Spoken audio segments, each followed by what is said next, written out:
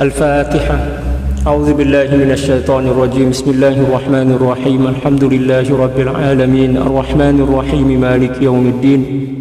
إياك نعبد وإياك نستعين. اهدنا الصراط المستقيم صراط الذين أنعمت عليهم غير المغضوب عليهم ولا الضالين آمين.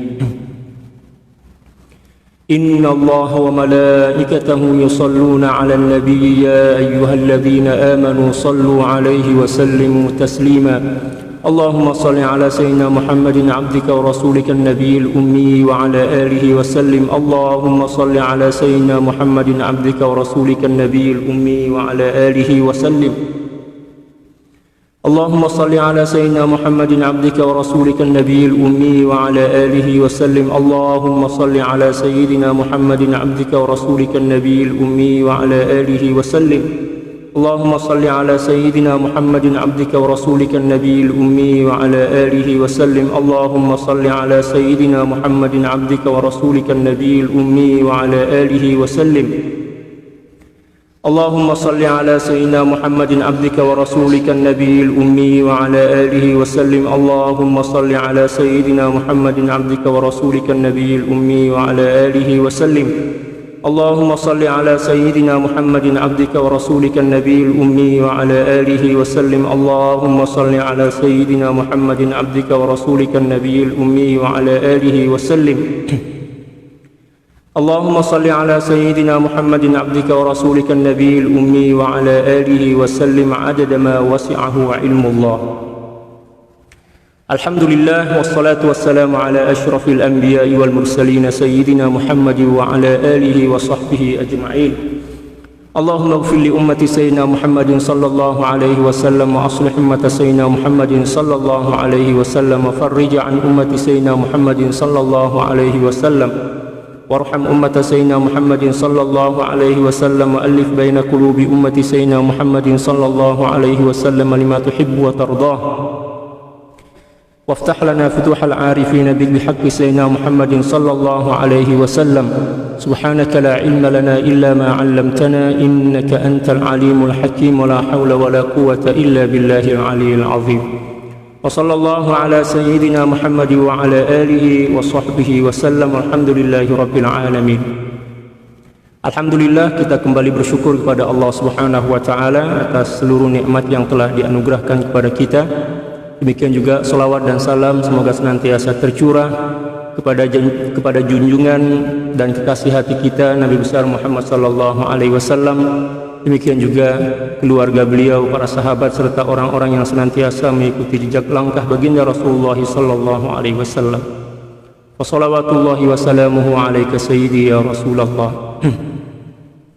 Para sahabat sekalian, insyaallah sore ini kita kembali melanjutkan kajian kita tentang adab-adab para praktisi Quran atau pemangku Al-Quran dari kitab At-Tibyan fi Adabi Hamalatil Quran karangan Al-Imam An-Nawawi radhiyallahu ta'ala anhu.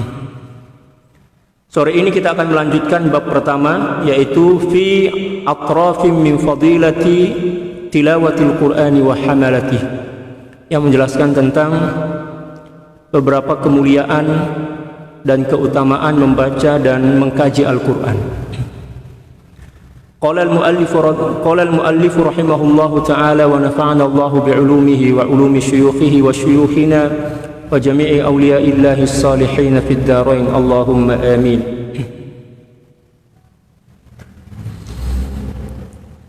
Wa an Abi Musa al-Ash'ari radhiyallahu ta'ala anhu qala Rasulullah sallallahu alaihi wasallam mathalul mu'min alladhi yaqra'ul Qur'an mathalul utrujjati rihuha tayyibun wa ta'muha tayyib wa mathalul mu'min alladhi la yaqra'ul Qur'ana mathalut tamrati la riha laha wa ta'muha hulwun wa mathalul munafiqi alladhi yaqra'ul Qur'an mathalur raihanati rihuha tayyibun wa ta'muha murr wa mathalul munafiqi alladhi la yaqra'ul Qur'ana kamathalil hanzalati laysa laha rihun wa ta'muha murr. Rawahul Bukhari wa Muslim. Diriwayatkan dari Abi Musa al-Asy'ari radhiyallahu taala an.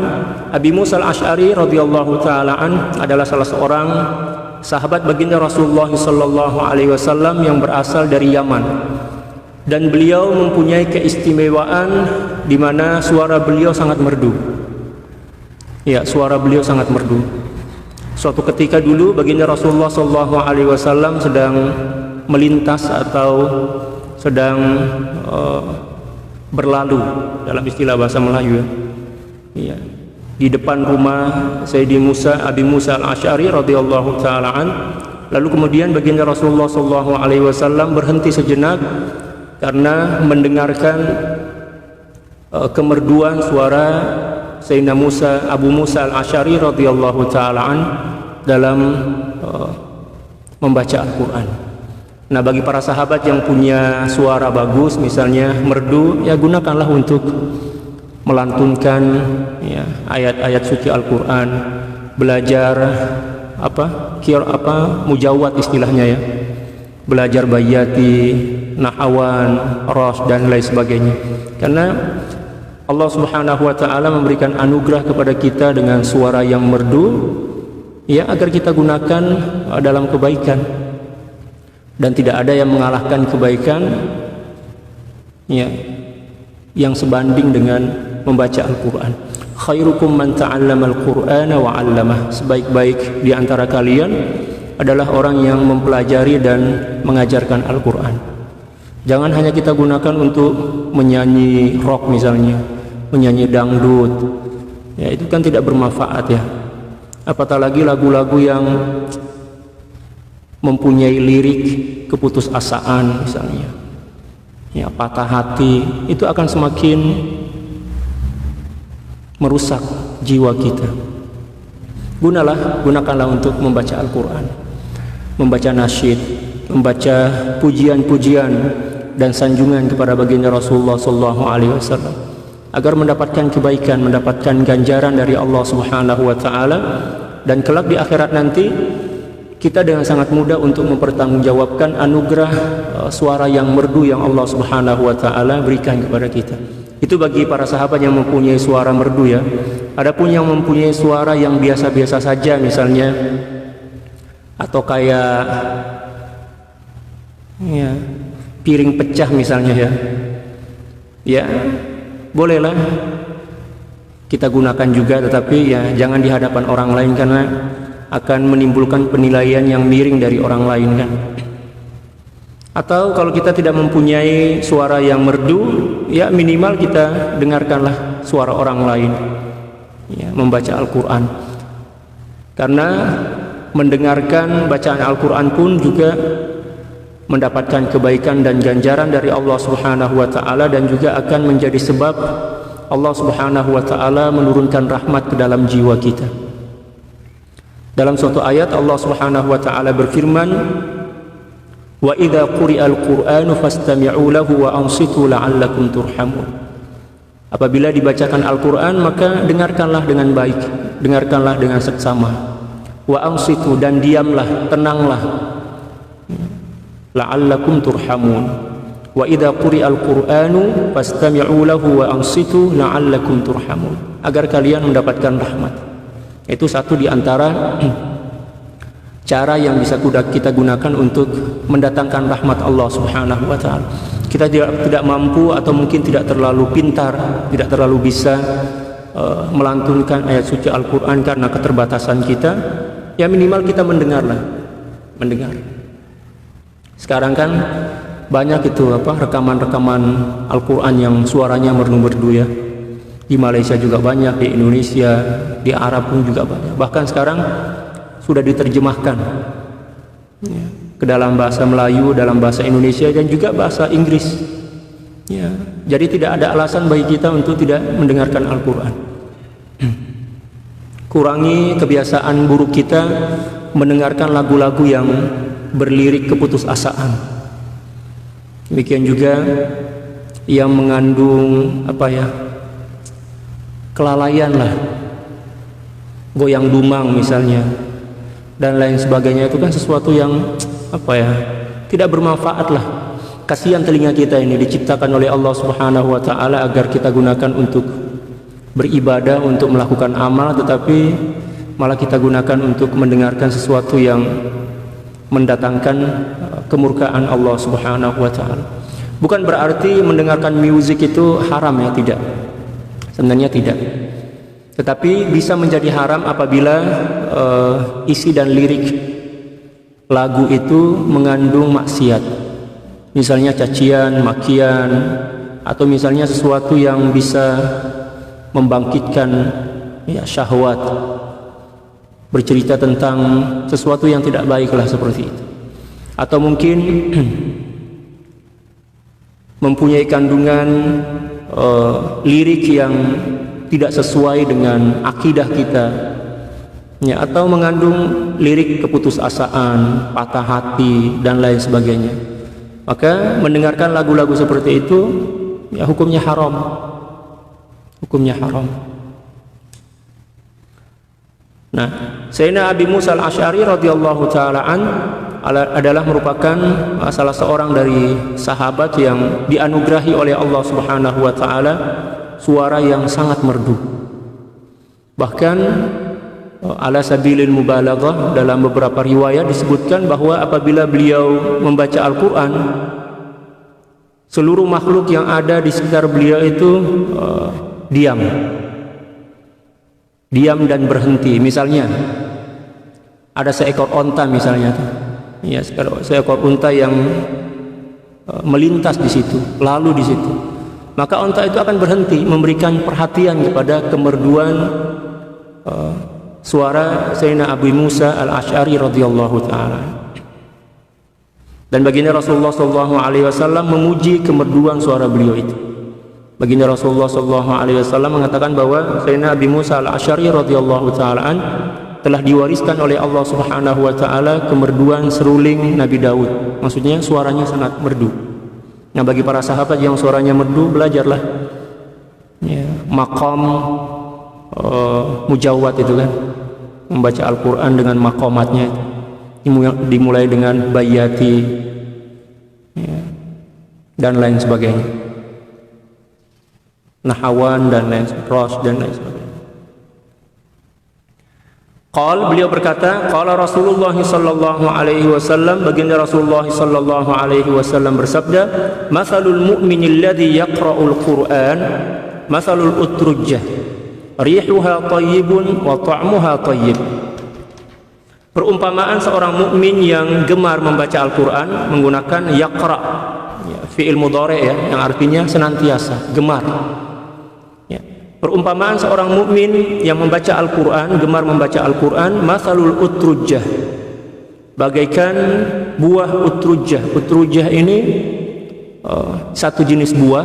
Saya tidak pernah melihatnya, tidak pernah memakannya, tetapi digambarkan oleh para ulama kayak apa ya? Kayak apple lah. Bentuknya kayak apple, tapi bukan apple. Ya, agak bulat, ya, menarik lah, bentuknya menarik ya, bagus gitu. Dilihat dari luar itu menarik. Rihuha thayyibun wa ta'muha thayyib. Baunya harum, baunya wangi, wa ta'muha thayyib, dan rasanya enak. Jadi mempunyai dua kebaikan, yaitu dua kebaikan pada yang pertama adalah kebaikan dan keindahan pada penampilan, yang kedua adalah kepribadian yang digambarkan oleh baginda Rasulullah sallallahu alaihi wasallam dengan rasa. Jadi seorang mukmin yang rajin membaca Al-Qur'an, akhlaknya pasti bagus. Interaksi sosialnya dengan masyarakat sangat baik. Rasa empati, demikian juga toleransi, kepedulian antara sesama sangat kelihatan, sangat nampak lah. Demikian juga dalam jiwanya penuh dengan nilai-nilai kebaikan, ketakwaan, ya, keikhlasan, kejujuran. Demikian juga khusyuk dalam melakukan ibadah dan lain sebagainya. Nah, perumpamaan yang disebutkan oleh baginda Rasulullah sallallahu alaihi wasallam pada penggalan pertama dari hadis ini menunjukkan tentang karakteristik seorang mukmin yang paling sempurna. Penampilan zahirnya bagus, beradab, berakhlak, cantik, rapi, dan juga kepribadian akhlaknya sangat luhur. Allahu Akbar. Kalau kita mempunyai seorang sahabat yang mempunyai karakter atau sifat-sifat seperti ini, kita akan mendapatkan dua keuntungan. Yang pertama adalah keuntungan belajar dari akhlak kemuliaan yang dimilikinya. Yang kedua adalah kita belajar dari cara membawa diri, berinteraksi dengan orang lain. Dan inilah seorang mukmin yang ideal, atau dalam bahasa Melayu yang misali. Allahu Akbar. Dan seluruh para sahabat seperti itu. Para sahabat baginda Rasulullah SAW rajin membaca Al-Quran, kepribadian mereka baik, soleh. Demikian juga muslih. Muslih artinya adalah seorang yang bisa menyebarkan dan mentransfer kebaikan kepada orang lain. Jadi karakter orang baik itu kan disebutkan dalam Al-Quran dalam dua bentuk ya. Yang pertama adalah soleh, dan yang kedua adalah muslih. Yang pertama adalah soleh, yang kedua muslih. Orang yang soleh adalah seorang yang mempunyai kepribadian yang baik, yang luhur, mempunyai keikhlasan, mempunyai kejujuran, tetapi dia tidak mampu menyeimbangkan antara kebaikan pribadinya itu dengan kebaikan sosial, interaksi sosial yang baik. Ada orang yang rajin beribadah, sholat, puasa, membaca Al-Quran dan lain sebagainya, tetapi tidak mampu dan tidak pandai berinteraksi dengan orang lain. Kalau ketemu orang lain itu kaku ya, kaku. Iya, bingung mau ngomong apa kayak gitu. Nah, ini adalah orang yang baik tetapi tidak sempurna, belum sempurna. Ya, dijuluki oleh Allah Subhanahu wa taala di dalam Al-Qur'an dan istilah sholihin atau orang soleh. Dan ini banyak kita jumpai. Yang kedua adalah muslih, yaitu seseorang yang kepribadiannya baik, mulia, akhlaknya baik. Demikian juga dia mampu menyeimbangkannya dengan interaksi sosial yang baik dengan sesama manusia. Interaksi sosialnya kepada manusia, sesama manusia baik. Demikian juga interaksinya kepada alam semesta juga baik. Dia menjaga alam dengan baik, persekitaran dengan baik, menjaga kebersihan. Demikian juga tidak suka-suka hati menebang pohon tanpa tujuan-tujuan yang dibenarkan oleh agama dan lain sebagainya. Kasihan kepada binatang-binatang dan lain sebagainya. Apabila seorang mempunyai dua keluhuran itu, maka orang tersebut digelari atau dinamakan muslih. Adapun yang pertama tadi dinamakan soleh. Dan seorang yang muslih inilah yang diharapkan boleh menjadi pelopor atau boleh menjadi contoh yang bisa diambil kebaikannya oleh masyarakat. Dan sesuai dengan sabda baginda Rasulullah SAW dalam suatu hadis, atau kama qala sallallahu alaihi wasallam, khairun nasi anfa'uhum linnas. Sebaik-baik manusia adalah seseorang yang bermanfaat bagi sesama manusia. Untuk bisa bermanfaat bagi sesama manusia, seseorang itu harus mempunyai sifat muslih dulu. Ya, menjadi seorang yang muslih tidak cukup sebatas atau setakat menjadi seorang yang soleh. Dia harus menjadi seorang yang muslih, yang bisa berinteraksi dengan baik dengan sesama manusia. Itulah perumpamaan pertama yang diilustrasikan atau digambarkan oleh baginda Rasulullah SAW pada penggalan pertama dari hadis ini. Rihuha thayyibun wa ta'muha thayyib. Baunya harum, demikian juga rasanya enak.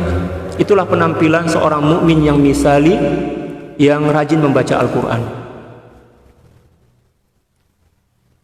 Yang dimaksud rih di sini bukan hanya bau ya, mungkin menggunakan minyak wangi dan lain sebagainya. Bukan, yang dimaksud di sini juga mencakup tentang akhlak kepribadian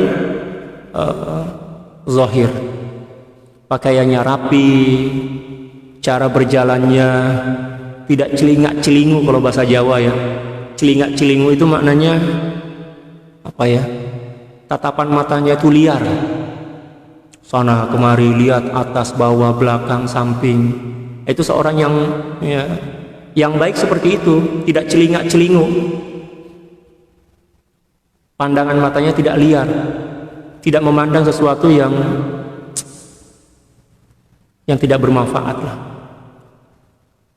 Di antaranya kata para ulama, pandangan yang tidak bermanfaat itu terlalu banyak melihat keindahan yang menyebabkan kita mempunyai keinginan untuk memilikinya.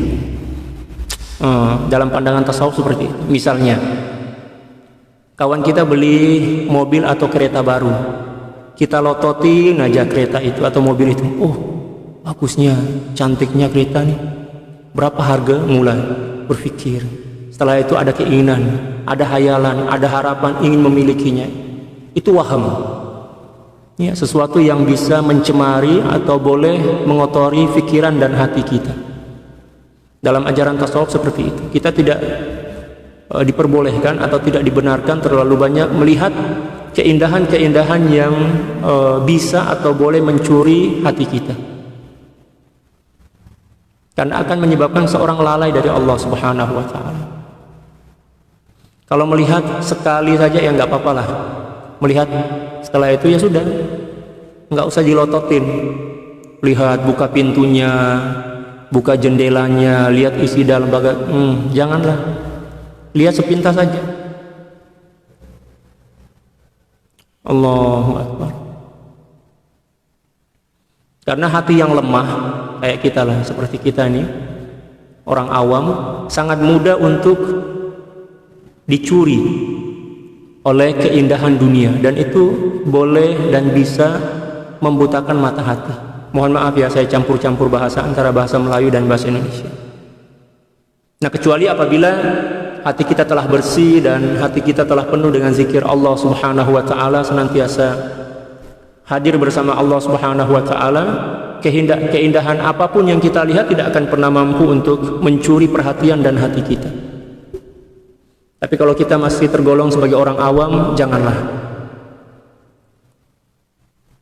Karena terlalu melihat keindahan dunia itu boleh menumbuhkan panjang angan-angan dalam hati. Seandainya, seandainya, seandainya, seandainya. Seperti itu. Apatah lagi lihat gambar orang cantik, orang ganteng, ya istilah dalam bahasa Indonesia, orang handsome dan lain sebagainya. Itu akan merusak merusak hati, merusak jiwa kita. Nanti akan berhayal, oh seandainya menjadi istri saya, seandainya menjadi suami saya, ya, bla bla bla bla. Nauzubillah. Ya, itu bisa meracuni dan merusakkan hati kita. Allahu Akbar.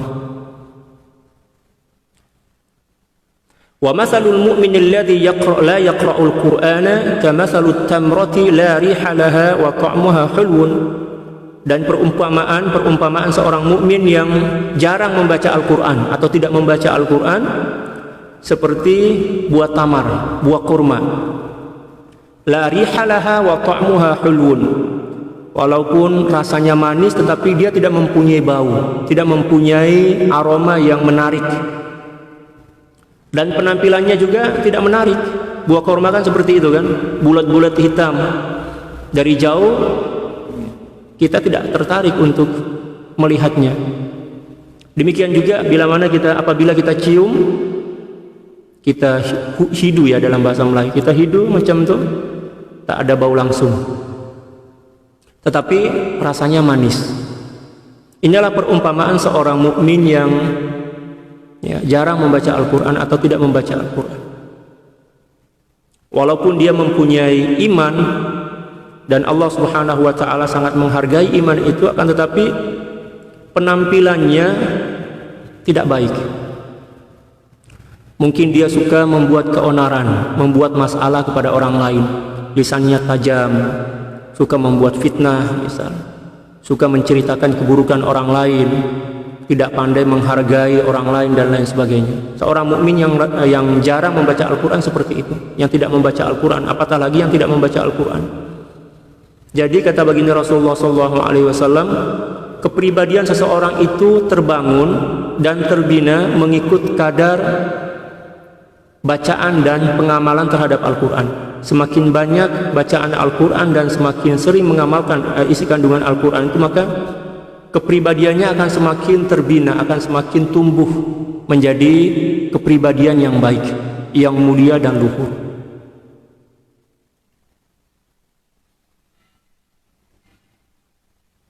Kalau guru-guru kami di Mesir dulu, mereka membuatkan kami wirid khusus tentang Al-Quran. Ya, sekurang-kurangnya satu hari itu 1 juzuk baca Al-Quran. Tujuannya agar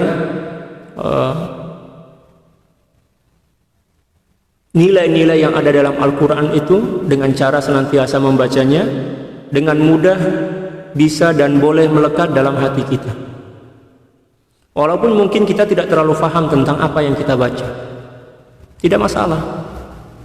Tapi jangan puas hanya sebatas membaca saja. Ya, pada awalnya kita baca saja, setelah itu ya meningkat, kita pelajari, kita pahami, kita hayati, dan kita amalkan. Dan kita ajarkan kepada orang lain, seperti itu. Secara berperingkatlah, secara bertahap. Secara tadrijian, kata para ulama. Itulah permisalan yang kedua dari seorang mukmin. Yang pertama, bagaikan utrujah, penampilannya bagus, baunya harum, dan rasanya pun enak. Adapun perumpamaan seorang mukmin yang kedua adalah bagaikan tamar, korma. Penampilannya tidak menarik, tidak ada bau yang wangi, tetapi rasanya manis. Wa mathalul munafiqil ladzi yaqra'ul Qur'ana mathalur raihanati rihuha thayyibun wa ta'muha murr. Allah. Dan perumpamaan seorang munafik yang rajin membaca Al-Qur'an, Allahu Akbar, bagaikan raihana. Raihana ini ya, jenis buah juga, saya nggak pernah lihat, saya nggak pernah makan buah ini. Rihuha thayyibun wa ta'muha murrun. Baunya harum, tapi rasanya pahit. Itulah orang munafik. Disebutkan dalam Al-Quran, yaquluna bi afwahihim ma laysa fi qulubihim. Mereka berkata dengan perkataan yang tidak sesuai dengan hatinya, bercanggah. Dzul wajhain diistilahkan dalam hadis, mempunyai 2 muka. Jumpa dengan orang lain, jumpa dengan orang ramah, mesra, baik, senyum, tapi sebenarnya dalam hatinya penuh dengan gejolak, penuh dengan gemuruh keburukan. Na'udzubillah, tsumma na'udzubillah min dzalik. Wa mathalul munafiqil ladzi la yaqra'ul Qur'ana mathalil hanzalati laisa laha rihun wa ta'muha murr. Adapun perumpamaan seorang munafik yang membaca Al-Qur'an adalah bagaikan hanzalah. Ya, satu jenis buah juga, saya nggak pernah mencobanya. Laisa laha rihun, tidak mempunyai bau, maksudnya penampilannya tidak menarik. Ditambah lagi wa ta'muha murr, dan rasanya pahit. Sudahlah tak cantik, sudahlah tak elok, buruk, ya, tak ada rasa pula. Rasa dia pahit pula. Na'udzubillah. Inilah kepribadian seorang munafik. Allahu Akbar. Dan yang dimaksud dengan munafik dalam hadis ini adalah nifaqul amali. Munafik amali, bukan munafik i'tiqadi ya. Kita kena bezakan antara munafik i'tiqadi dan munafik amali. Kalau munafik i'tiqadi itu kafir lah, orang-orang kafir. Yang telah dijelaskan oleh Allah Subhanahu wa taala pada 13 ayat di permulaan atau di awal-awal daripada suratul Baqarah. Dimulai dengan ya, wa minan nasi may yaqulu amanna billahi wa bil yaumil akhir wa ma hum bimu'minin. Itu orang munafik, munafik i'tiqadi. Zahirnya nampak elok, cantik, tetapi hatinya penuh dengan kekufuran, mengingkari kenabian baginda Rasulullah SAW dan Al-Quran, ya, dan juga tidak beriman kepada Allah Subhanahu wa taala. Yang diancam oleh Allah Subhanahu wa taala akan dimasukkan ke kerak neraka. Allah Subhanahu wa taala berfirman, innal munafiqina fid darkil asfali minan nar wa lan tajida lahum nasira. Sungguhnya orang-orang munafik i'tiqadi akan dimasukkan oleh Allah Subhanahu wa taala ke dalam kerak api neraka dan tidak seorang pun yang mampu untuk menolongnya. Adapun jenis munafik yang kedua adalah nifaqul amali, munafik amali. Tetap beriman kepada Allah Subhanahu wa taala, akan tetapi amalan dan kepribadiannya tidak mencerminkan nilai-nilai Islam dan Al-Quran. Berbohong, berdusta, mencaci, memaki, berkhianat dan lain sebagainya. Seperti yang telah disabdakan oleh baginda Rasulullah sallallahu alaihi wasallam, ayatul munafiq salas, idza hadatsa kadzib atau kadzab, bila mana dia cakap suka berbohong, wa idza wa'ada akhlaf, dan apabila dia berjanji dia tidak menepati janji, wa idza tumina khan, dan apabila dipercayai dia pecah amanah, berkhianat seperti itu. Nauzubillah summa nauzubillah min dzalik. Ya, tetaplah dia masuk neraka tetapi tidak kekal dalam neraka, akan dikeluarkan oleh Allah Subhanahu wa taala setelah dicuci, setelah dibakar dulu. Nah, dalam hadis ini ketika baginda Rasulullah sallallahu alaihi wasallam sedang membandingkan kepribadian seorang mukmin dan seorang munafik, yang dimaksud munafik di sini adalah munafik amali, bukan munafik i'tiqadi.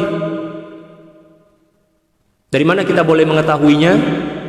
Dari keterangan baginda Rasulullah sallallahu alaihi wasallam, ya, ketika orang munafik itu membaca Al-Qur'an. Ketika membaca Al-Qur'an berarti kan dia beriman kepada Al-Qur'an. Ya, walaupun dia tidak melakukan dan tidak mengamalkan ajaran-ajaran Al-Qur'an.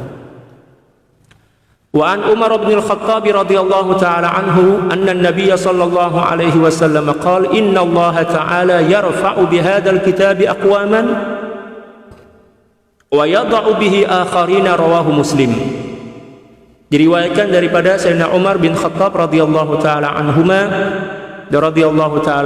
anna an-nabiy sallallahu alaihi wasallam, sungguhnya baginda Rasulullah sallallahu alaihi wasallam bersabda, inna Allah ta'ala, sesungguhnya Allah subhanahu wa ta'ala, yarfa'u bihadzal kitab, akan mengangkat dengan sebab kitab ini yaitu Al-Quran, aqwaman, segolongan orang, wa yada'u bihi akharin, demikian juga menjatuhkan dan menghinakan dengan Al-Quran ini golongan yang lain. Diriwayatkan oleh Imam Muslim. Jadi Al-Quran ini bisa menjadi sebab seseorang semakin mulia di sisi Allah Subhanahu wa taala, dan juga bisa menjadi sebab seseorang semakin dihina atau terhina di sisi Allah Subhanahu wa taala. Orang yang dimuliakan oleh Allah Subhanahu wa taala berkat Al-Quran atau dengan sebab Al-Quran adalah seseorang yang rajin membaca, mempelajari dan mengamalkannya, serta senantiasa mematuhi aturan-aturan yang terkandung dalam Al-Quran. Adapun orang yang dilaknat oleh Al-Quran, seperti disebutkan dalam hadis yang lain bahwa Al-Quran itu bisa menjadi hujjah, bisa menjadi pembela, dan juga bisa menjadi sesuatu yang akan melaknat orang yang membacanya. Dalam hadis lain seperti itu. Ya, adapun yang kedua, yaitu golongan orang-orang yang dihinakan oleh Allah, direndahkan oleh Allah Subhanahu wa taala, adalah orang-orang yang pertama, ya, menghina Al-Quran, atau mungkin rajin membaca Al-Quran tetapi menggunakan Al-Quran dengan tujuan-tujuan keduniaan. Na'udzubillah summa na'udzubillahi min dzalik. Dan ini banyak terjadi, banyak berlaku di akhir zaman. Mencari muka dengan Al-Quran, ya, membaca Al-Quran dengan tujuan pamer, riak gitu kan. Mentang-mentang suaranya merdu, ya, baca Al-Quran disebarkan melalui video-video dengan tujuan untuk mencari muka, seolah-olah mukanya kurang, jadi mencari tambahan muka lah. Di akhirat nanti Allah Subhanahu wa taala akan menghinakannya. Demikian juga Al-Quran akan melaknatnya. Tapi bukan berarti kita diperbolehkan untuk berburuk sangka kepada setiap orang yang membaca Al-Quran dan mengajarkannya, yang buat-buat live itu kan, kita tak boleh berburuk sangka juga. Ya, tujuan dan niat dia itu ya pribadi dia lah, urusan dia dengan Allah Subhanahu wa taala. Kita tak boleh masuk campur. Tetapi di sini baginda Rasulullah sallallahu alaihi wasallam setakat nak menerangkan dan menjelaskan kepada kita bahwa ada segolongan manusia yang akan dihinakan karena Al-Quran. Bukan berarti dia tidak membacanya, bukan berarti dia tidak beriman kepada Al-Quran. Dia beriman, dia membaca, mempelajari, tetapi tujuannya adalah untuk mengumpulkan dan mencari habuan dunia, kemewahan dunia. Dan ini juga telah dijelaskan oleh Sayyidil Imam Al-Ghazali radhiyallahu ta'ala an dalam kitab Ihya Ulumuddin. Kata beliau, di zaman saya ini, kata beliau, orang yang paling buruk, ulama-ulama yang paling buruk adalah para pembaca Al-Quran, Qurra'ul Quran, para pembaca Al-Quran. Yang rajin membaca Al-Quran dengan suara yang merdu, tetapi tujuannya adalah untuk mengumpulkan dunia. Tujuannya untuk riya, mura'in, untuk riya. Oleh sebab itu kena jaga hati. Jaga hati, jaga niat. Dalam Al-Quran, yudhillu bihi katsira wa yahdi bihi katsira. Al-Quran juga boleh menyebabkan seseorang tersesat dan boleh menyebabkan seseorang mendapatkan hidayah. Mengikut cara dan keikhlasan hati saat belajar, mempelajari dan membacanya. Kalau zaman-zaman dahulu kami mengaji, zaman-zaman kecil dululah. Sebelum belajar mengaji itu kami diajarkan oleh orang tua kami. Karena kebetulan yang menjadi guru ngaji saya itu adalah ibu saya, almarhumah. Ya, beliau mengajarkan doa, tetapi dalam bahasa kami, bahasa Tanah Toraja. Ya. Saya membuka Al-Quran, semoga Allah Subhanahu wa Ta'ala membuka hatiku dan memahamkan aku tentang Al-Quran ini. Lillahi Ta'ala. Seperti itu yang diajarkan orang-orang tua dulu. Ya, kita harus menjaga niat sebelum membaca Al-Quran, agar Al-Quran itu tidak menjadi sesuatu yang melaknat para pembacanya. Dan apa yang dijelaskan oleh baginda Rasulullah SAW dalam hadis ini merupakan realitas yang banyak terjadi terutama di akhir zaman ini. Ya. Banyak orang yang menggunakan Al-Quran sebagai media atau sebagai wasilah untuk mencari dunia, menjual agama, mencari dunia dengan menjual agama. Na'udzubillah. Tapi bukan bermakna guru-guru Quran itu tak boleh terima gaji, boleh, tidak ada masalah pun. Tetapi kena betulkan niat, ikhlaskan niat, mengajar lillahi ta'ala, mengaji lillahi ta'ala. Buat rekaman video misal lillahi ta'ala, nak menyebarkan dakwah, nak mengajak orang lain untuk mencintai Al-Quran, itu baru betul. Tapi kalau tujuannya nak masyhur misalkan, nak terkenal, dan tujuannya ya, agar orang memujinya, ya, nak tunjuk yang dia ini pakar Al-Quran, na'udzubillah, bahaya itu. Ya. Saya tak menuduh siapapun, tapi saya setakat nak jelaskan apa yang disebutkan oleh baginda Rasulullah SAW dalam hadis ini. Dan kita pun juga tak boleh berburuk sangka kepada guru-guru Quran kita. Ya. Masalah hati itu adalah urusan mereka dengan Allah Subhanahu Wa Taala. Adapun hadis ini sedang mengajarkan kepada kita bahwa Al-Quran boleh menjadi sesuatu yang memuliakan diri kita di hadapan Allah, dan juga boleh menyebabkan menjadi sesuatu yang menghinakan kita di hadapan Allah Subhanahu wa Ta'ala. Jaga niat, jaga hati sebelum melakukan ibadah apapun, terutamanya membaca Al-Quran. Wa an Abi Umamah al-Bahili radhiyallahu ta'ala an qala sami'tu Rasulullah sallallahu alaihi wasallam yaqul iqra'ul Qur'ana fa innahu ya'ti yaumal qiyamati syafi'an li ashabihi. Rawahu Muslim. Dan diriwayatkan dari Abi Umamah al-Bahili radhiyallahu ta'ala an, baginda Rasulullah sallallahu alaihi wasallam bersabda, beliau berkata, saya telah mendengar baginda Rasulullah sallallahu alaihi wasallam bersabda, Iqra'ul Qur'an fa innahu ya'ti yaumal qiyamati syafi'an li ashabi. Senantiasalah kalian membaca Al-Quran, karena sesungguhnya Al-Quran di akhir nanti akan datang memberikan syafaat kepada orang yang rajin membacanya. Rajin-rajin membaca Al-Quran. Ya, karena Al-Quran ketika kita rajin membacanya, di akhirat nanti dia akan datang membela kita. Ya, memohon kepada Allah, ya Allah, saya adalah Al-Quran yang sering dibaca oleh si fulan, maka saya bersaksi bahwa dia adalah orang baik. Ampunilah dosanya dan masukkanlah dia ke dalam surga dan ridhoilah. Seperti itu. Adapun orang yang malas membaca Al-Quran, ketika amalan dia tak seimbang dengan kebaikan dia, amal baik dia tak seimbang dengan amal buruk dia di akhirat nanti, maka tidak akan ada yang menolong dia. Al-Quran tidak akan datang menolong dia. Nah, Al-Quran ini merupakan satu di antara sesuatu yang boleh bagi syafaat kepada diri kita. Tapi bukan setakat Al-Quran juga yang boleh bagi syafaat kepada diri kita. Di antaranya adalah Al-Quran, baginda Rasulullah SAW, demikian juga para wali, para ulama yang kita cintai, demikian juga anak-anak kita yang menghafaz Al-Quran, orang tua kita dan para sahabat kita yang baik saling memberikan syafaat. Oleh sebab itu perbanyaklah sahabat yang baik, agar di akhirat nanti kita boleh saling menolong, saling membagi syafaat. Wa an Ibnu Umar radhiyallahu taala anhuma 'anil Nabi sallallahu alaihi wasallam qala la hasada illa fi ithnatain rajulin ataahu Allahul Qur'ana fa huwa yaqumu bihi ana al-lail wa ana an-nahar wa rajulin ataahu Allahu malan fa huwa yunfiquhu ana al-laili wa ana an-nahar. Rawahul Bukhari wa Muslim. Diriwayatkan dari Sayyidina Abdullah bin Umar radhiyallahu taala anhuma dari baginda Rasulullah sallallahu alaihi wasallam, beliau bersabda, la hasada illa fisnatain.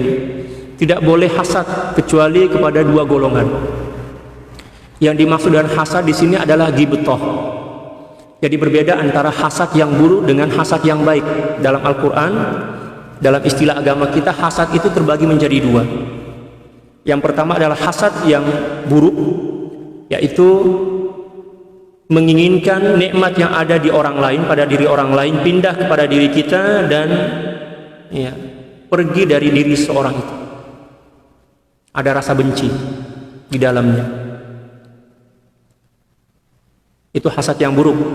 Adapun hasad yang baik, seperti yang disebutkan oleh baginda Rasulullah SAW dalam hadis ini, adalah hasad yang bermaksud ghibthah, ingin memiliki suatu kebaikan, kemuliaan yang seperti mana yang dimiliki oleh orang lain, tetapi kita tidak mau dan kita tidak berniat dan tidak berharap agar kebaikan itu pergi dari orang tersebut.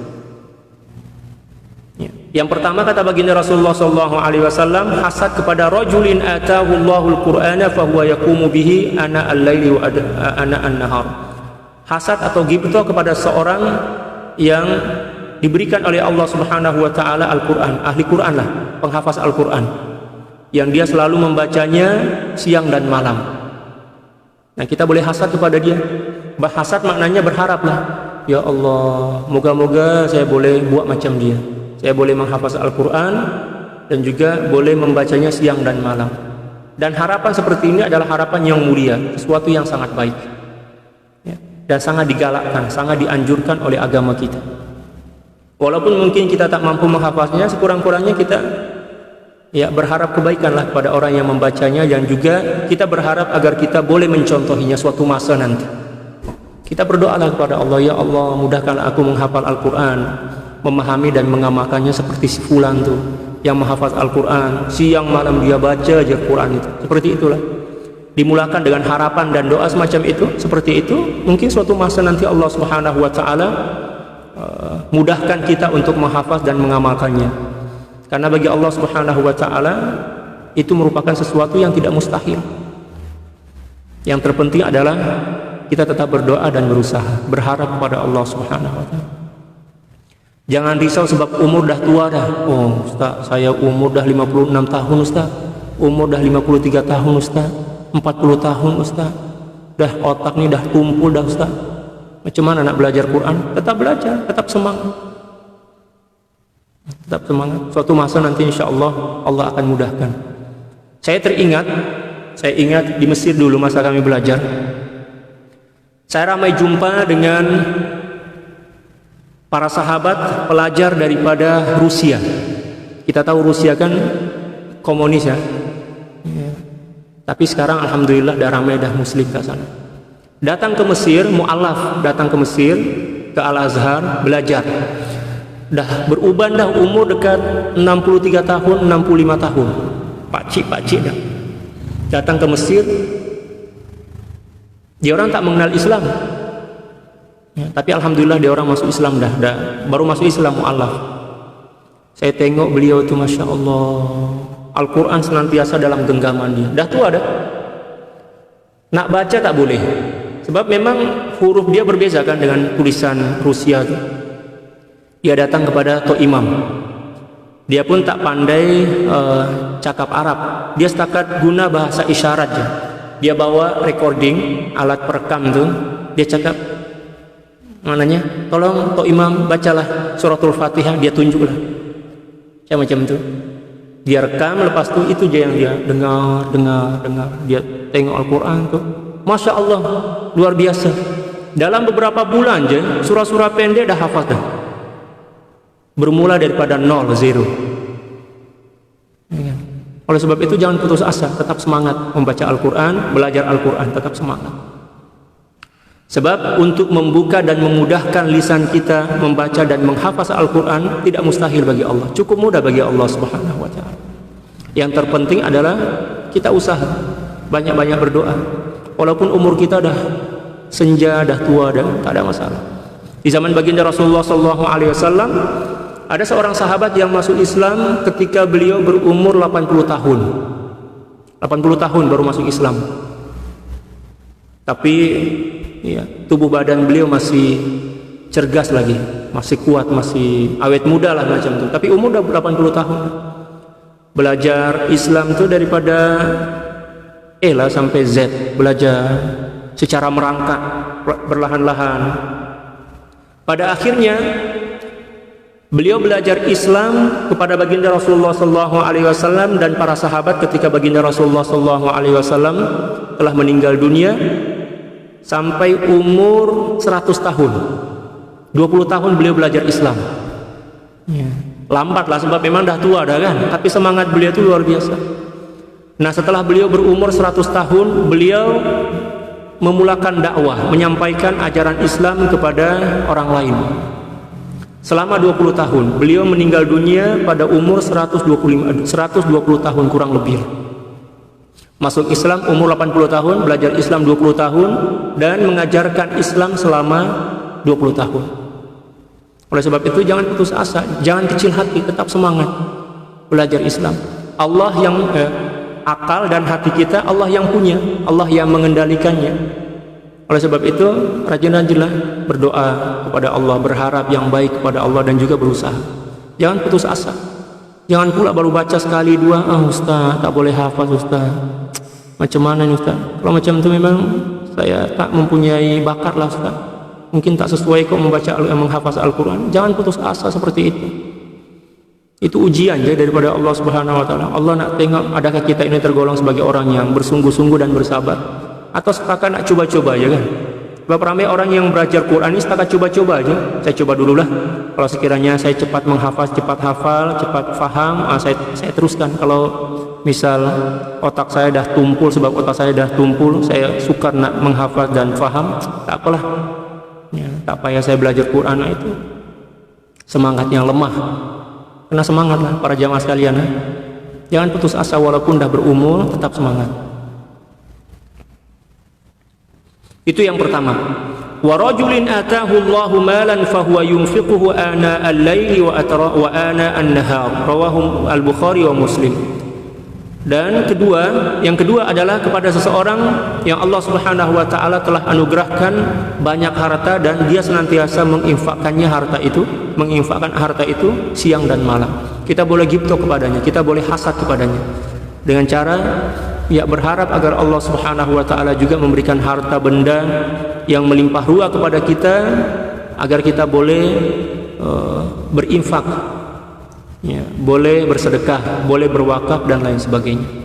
Tapi jangan pula kita berharap ya Allah moga-moga saya menjadi orang kaya raya agar dari kekayaan itu saya boleh pergi melancong ke seluruh dunia misal, atau beli kereta baru. Oh jangan ya, bila mana ada seorang yang berharap macam itu, berdoa macam itu, akan menjadi musibah dalam kehidupan dia. Tetapi bila mana tujuan dan niat dia nak menderma melakukan kebaikan-kebaikan dengan harta benda itu, maka itu merupakan sesuatu yang sangat digalakkan, sesuatu yang sangat ya, dibenarkan dalam agama kita. Kita baca satu hadis lagi. Warawainahu aidan min riwayati Abdullah bin Mas'ud radhiyallahu ta'ala anhu bilafzi la hasada illa fi isnatain rajulin atahu Allahu malan fasallatahu ala halakatihi fil haqq wa rajulin atahu Allahu hikmatan fahuwa yaqdi biha wa yu'allimuha. Dan kami telah meriwayatkan juga ya, satu hadis yang nampak macam serupa tetapi berbeza daripada riwayat Sayyidina Abdullah bin Mas'ud radhiyallahu ta'ala an, dengan lafaz tidak boleh hasad kecuali kepada dua orang, dua golongan. Yang pertama adalah seorang yang Allah Subhanahu wa taala berikan harta benda yang melimpah ruah, lalu dia menggunakan harta benda itu untuk melakukan kebaikan di jalan Allah Subhanahu wa taala. Dan seseorang yang diberikan hikmah oleh Allah Subhanahu wa taala dan dia senantiasa mengamalkan dan mengajarkan hikmah itu. Yang dimaksud dengan hikmah di sini adalah Al-Qur'an. Yang dimaksud dengan hikmah di sini adalah Al-Qur'an. Wallahu a'lam bissawab. Cukup sekian untuk pengajian kita pada petang kali ini. Moga-moga Allah Subhanahu wa taala senantiasa memberikan hidayah dan taufik kepada kita dan senantiasa menambah semangat kita untuk melakukan kebaikan dan juga meningkatkan iman dan takwa kita kepada Allah Subhanahu wa taala. Kita nak baca kitab ini secara bertahap lah. Sikit-sikit je kita nak baca. Insya-Allah. Moga-moga kita istiqomah. Kalau sekiranya ada sebarang soalan bolehlah tulis ke ruang komen tu. Insya-Allah kalau sempat saya jawab insya-Allah. Sekian, sebelum kita menutup perjumpaan kita baca selawat 11 kali ke atas baginda Rasulullah sallallahu alaihi wasallam. Innallaha wa malaikatahu yusholluna 'alan nabiy ya ayyuhalladzina amanu shallu 'alaihi wa sallimu taslima. Allahumma shalli 'ala sayyidina Muhammadin 'abdika wa rasulika an-nabiyil ummi wa 'ala alihi wa sallim. Allahumma shalli 'ala sayyidina Muhammadin 'abdika wa rasulika an-nabiyil ummi wa 'ala alihi wa sallim. Allahumma salli ala sayyidina Muhammadin 'abdika wa rasulika an-nabiyil ummi wa 'ala alihi wa sallim. Allahumma salli ala sayyidina Muhammadin 'abdika wa rasulika an-nabiyil ummi wa 'ala alihi wa sallim. Allahumma salli ala sayyidina Muhammadin 'abdika wa rasulika an-nabiyil ummi wa 'ala alihi wa sallim. Allahumma salli ala sayyidina Muhammadin 'abdika wa rasulika an-nabiyil ummi wa 'ala alihi wa sallim. Allahumma salli ala sayyidina Muhammadin 'abdika wa rasulika an-nabiyil ummi wa 'ala alihi wa sallim. Allahumma salli ala sayyidina Muhammadin 'abdika wa rasulika an-nabiyil ummi wa 'ala alihi wa sallim. Allahumma salli ala sayyidina Muhammadin 'abdika wa rasulika an-nabiyil ummi wa 'ala alihi wa sallim. Allahumma salli ala sayyidina Muhammadin 'abdika wa rasulika an-nabiyil ummi wa 'ala alihi wa sallim. Allahumma salli ala sayyidina Muhammadin 'abdika wa rasulika an-nabiyil ummi wa 'ala alihi wa sallim 'adada ma wasi'ahu 'ilmullah. Sekian, wallahul muwaffiq wal hadi ila sabilir rasyad wal afu minkum. Assalamu alaikum warahmatullahi taala wabarakatuh.